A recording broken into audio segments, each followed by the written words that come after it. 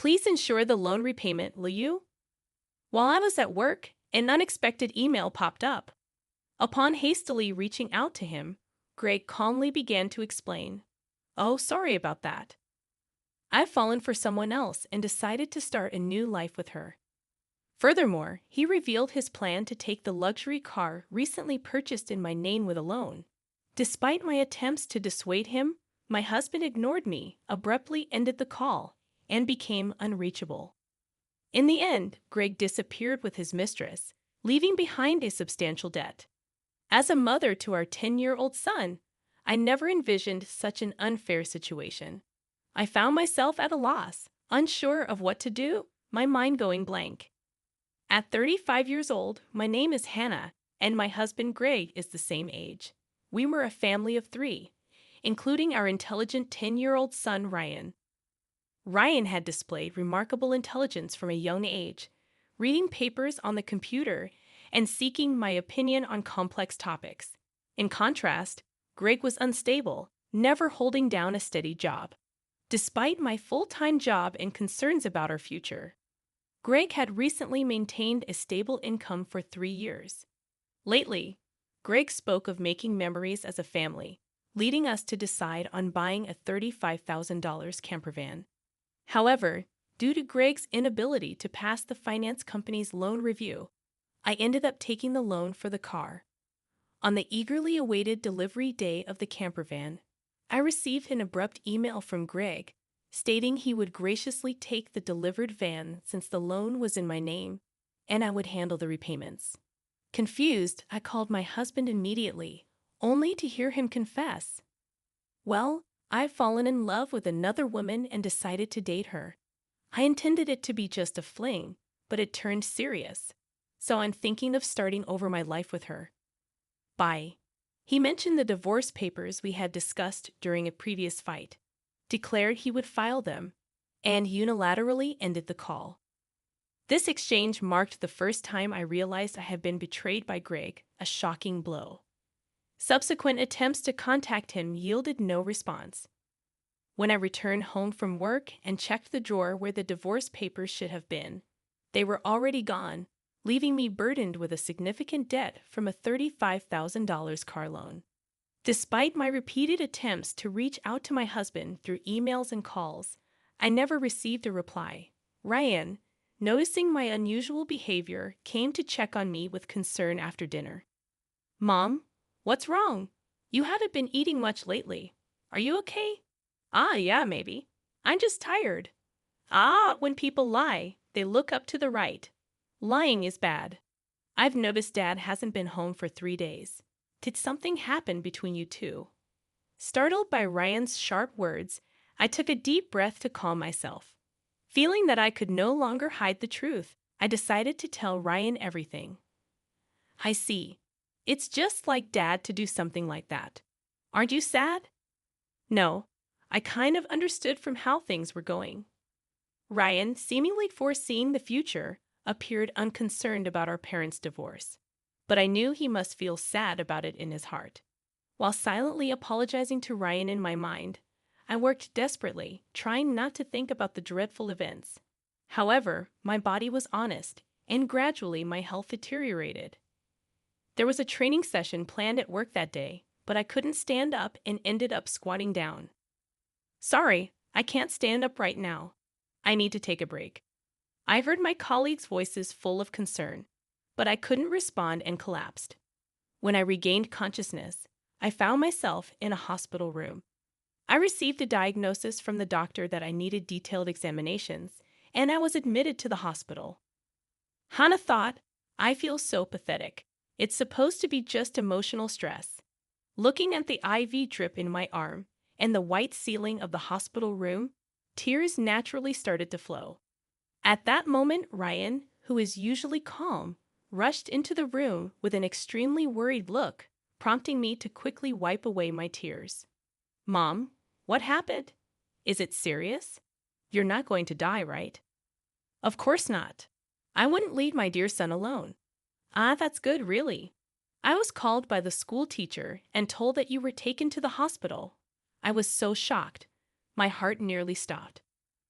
Ryan is usually mature for his age, but he's still only 10. I felt a strong resolve to get better for his sake, but my condition was worse than I thought, and I was diagnosed with a serious illness. The doctor advised, "You should have surgery as soon as possible. Please make a decision quickly, following the doctor's advice." I underwent surgery, and by the time I was discharged, it had been a month since Greg had left. When I returned home and opened the mailbox, I found a demand letter for the car loan payment. Hannah thought the repayment should have been automatically deducted from my account. In panic, I checked the account balance with my cash card, and the balance, originally $20,000, was now only $33.90. Hannah thought, Greg did this. I want to ask him to return the money, but I can't contact him. What should I do? Since I don't have the camper van, I can't sell it. After Greg left, everything seemed to be going in a bad direction, and my mood sank deeper. Seeing me saddened by my series of misfortunes, Ryan put his hand on my forehead. "You look pale. Are you feeling sick again? You don't seem to have a fever, though." "I'm fine physically, but you see, your father not only took the car, but also all the money we had saved. I can't work yet due to my physical condition, and now we have no money. I'm at a loss." "I see.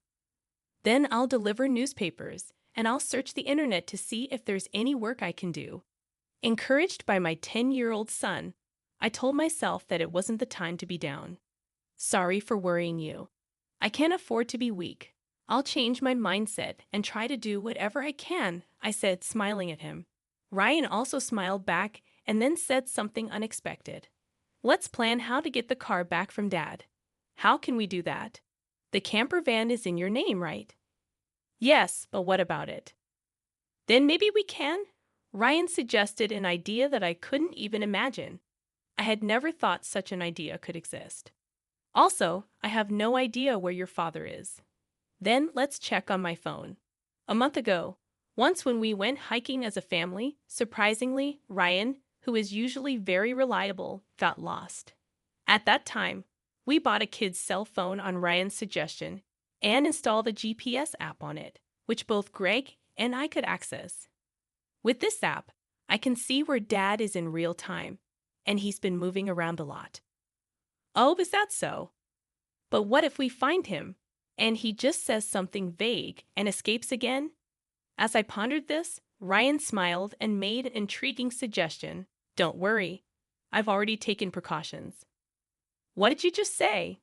To my astonishment, Ryan had acted independently while I was in the hospital, achieving something unbelievable. I thought, I can't believe such a smart child came from me. Understanding Ryan's words, I was simply amazed. He had even caught wind of Greg's mistress. "All right, let's teach Dad who betrayed us a lesson." "Okay, let's start the plan right away." Together, my son and I prepared for that moment. Hannah thought, "With Ryan by my side, I'm invincible. Bring it on, anywhere, anytime." 3 days later, my phone rang.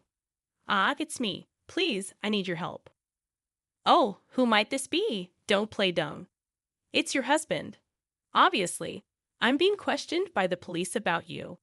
At this rate, they might ask me to come to the police station voluntarily. Help me out." "Oh, is that so? Just wait a moment then." I immediately went with my son to where Greg was, and to my surprise, it was a forest park near our house where camping was possible. Greg was being questioned by the police in front of his car, looking bewildered. Feeling pathetic, I sighed and told the police we needed to have a talk as a couple and asked them to leave for a while. At that time, Greg seemed uncomfortable being watched by the people around us and urged Ryan and me to get into the car. Inside the car, Greg's mistress was sitting cross-legged, glaring at us, but that was no longer important. "Sorry about that. Thanks for coming. But why did the police suddenly show up at my place? I don't get it." "That's because I filed a report about the missing camper van." "What? Why would you do that? It's obvious, isn't it? My car was stolen." Greg, foolishly thinking that actions between spouses can't be criminal, was saying nonsensical things. But the world isn't that naive, you know.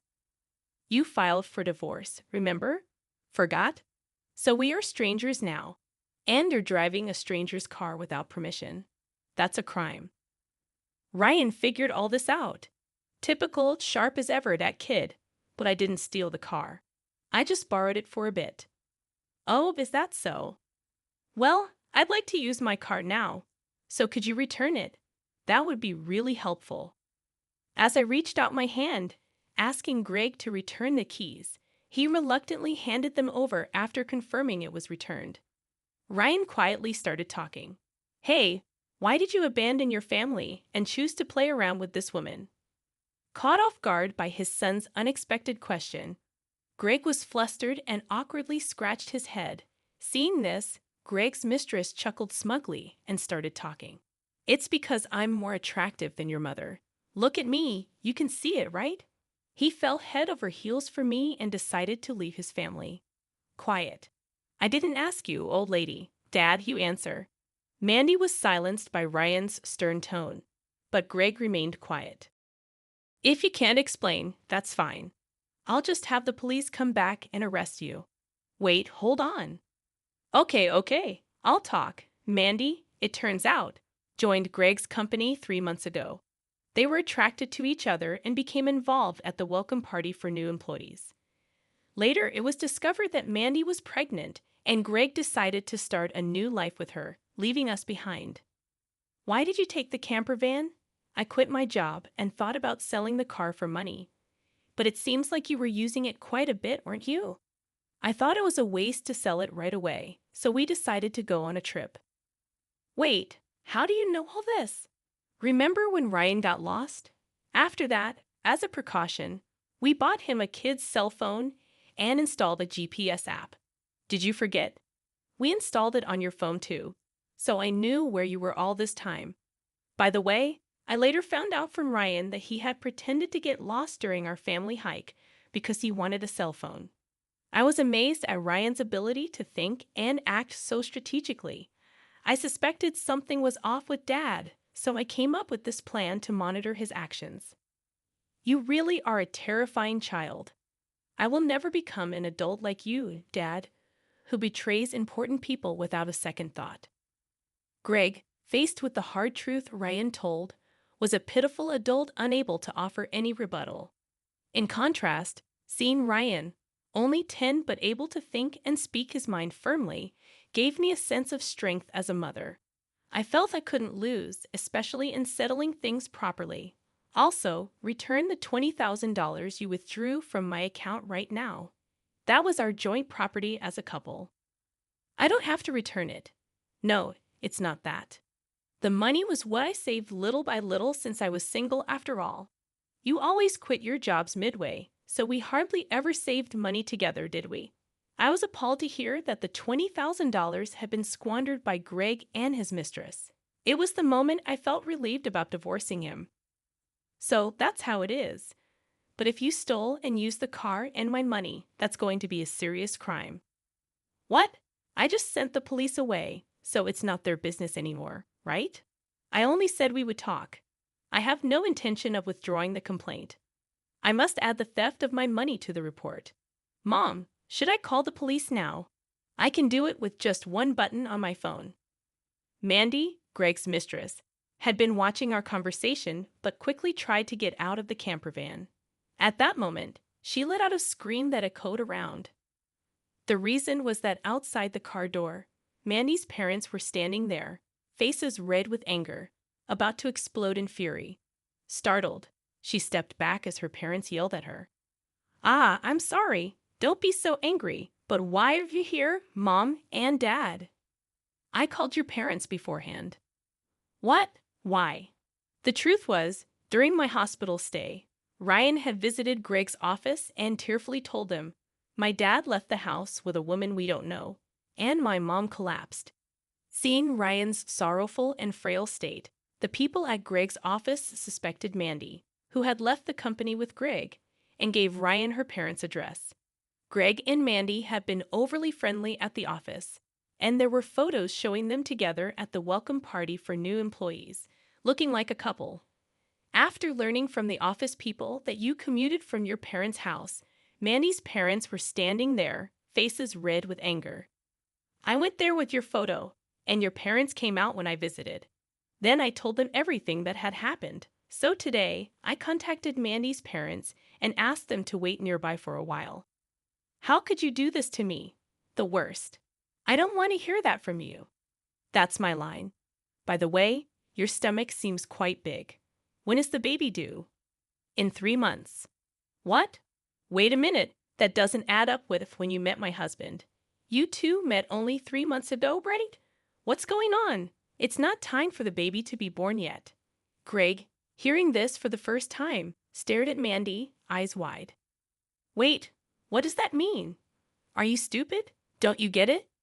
It takes about 9 months from conception to birth, which means the child she's carrying isn't yours. You're so foolish. What do you mean, Mandy? Have you been deceiving me? Ah, I almost got away with it. Can't help it now that I'm caught. You're so naive. You can't see through lies at all. Really, a fool. Don't mock me. My whole life is ruined because of you. What were you thinking? Greg and Mandy started an ugly argument, but nobody intervened, letting them have it out. Meanwhile, we contacted the police again to explain the situation. As it began to get dark, the forest park was brightly lit by the red lights of the police cars.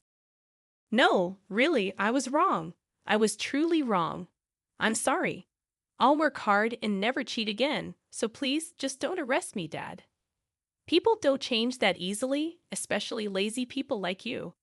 Exactly, Ryan's right. I can't trust you at all. Reflect on your actions and pay for your crimes at the police station. If I get arrested, I won't be able to pay back the money. Is that okay with you? I don't mind. Pay me back after you've atoned for your sins. Take your time. Don't worry. I've already found you a place to work. Let's see, there's Ryan's child support plus the $220,000 you stole from me. I'm not sure how much it will all add up to, but you'll work and pay it all back. I had one last thing to say to Mandy the mistress.